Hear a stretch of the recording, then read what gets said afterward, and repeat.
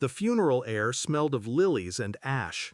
My daughter's coffin lowered into the earth, and the world turned silent, except for the rasp of dirt hitting wood.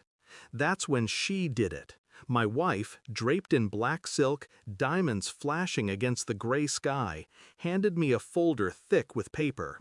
"You're broke now. I'm taking the house, the cars, everything," she said, voice carrying over the mourners. Her lover, younger, smug, pressed close behind her. He didn't touch her, not yet, but his smirk cut deeper than any gesture could. I didn't flinch. I didn't cry. I signed the papers, my hand steady over the coffin. And as I passed them back, I leaned close to her lawyer, my whisper colder than the October wind. Check page 47 of her company contract. 3 hours later, my phone rang. Her lawyer was screaming. It started before the funeral, though. The late nights at the office, the perfume that didn't belong to her, the silence when I entered a room. I told myself grief made me paranoid, that losing our daughter twisted my senses. But I'd catch her reflection in windows. Her smile meant for someone else, a smile I hadn't seen in years. There were dinners where she'd set a place for me, then eat quickly, eyes flicking to her phone, tapping replies under the table. I pretended not to notice. She pretended I didn't exist. Grief made me invisible. Infidelity made me irrelevant. Still, I stayed calm. The world expected a broken man. I gave them one. Meanwhile, my mind was sharper than it had ever been. I began quietly. Bank statements, late-night calls logged on the family phone plan, the accidental slip of a hotel receipt tucked inside her purse. I didn't accuse. I observed. Each piece clicked together. A double life constructed in silence while I drowned in grief. She wasn't just unfaithful. She was methodical. She prepared to strip me clean while I was weakest. I let her.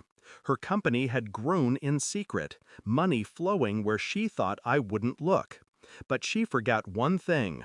My name was still on the founding contract. A clause buried deep in the fine print. Page 47.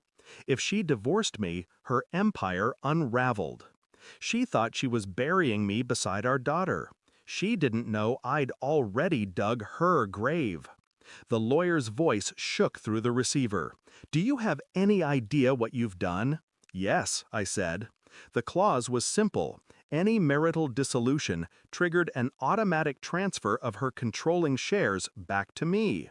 She'd crafted her triumph too loudly, too early.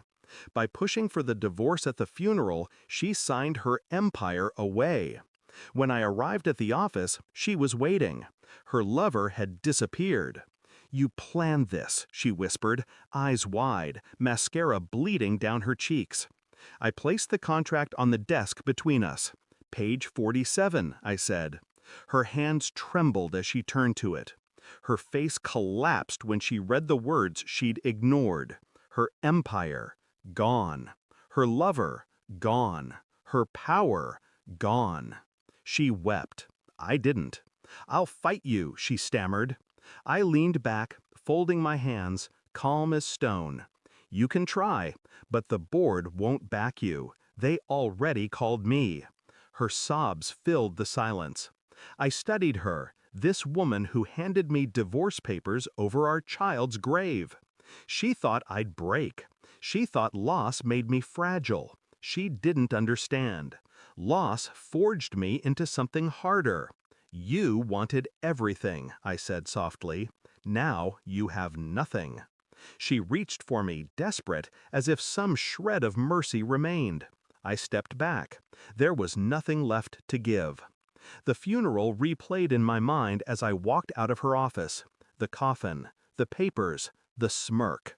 I felt no victory, only clarity. Betrayal isn't fire, it's ice. It freezes everything it touches until you no longer feel at all. Our daughter was gone. Our marriage had died long before. All that remained was silence, contracts, and truth. And truth is the cruelest revenge of all. I didn't look back when I left her there, crumpled over her empire's corpse. Why would I? She buried herself the moment she handed me those papers. Thanks for watching. Don't forget to like, share, and comment.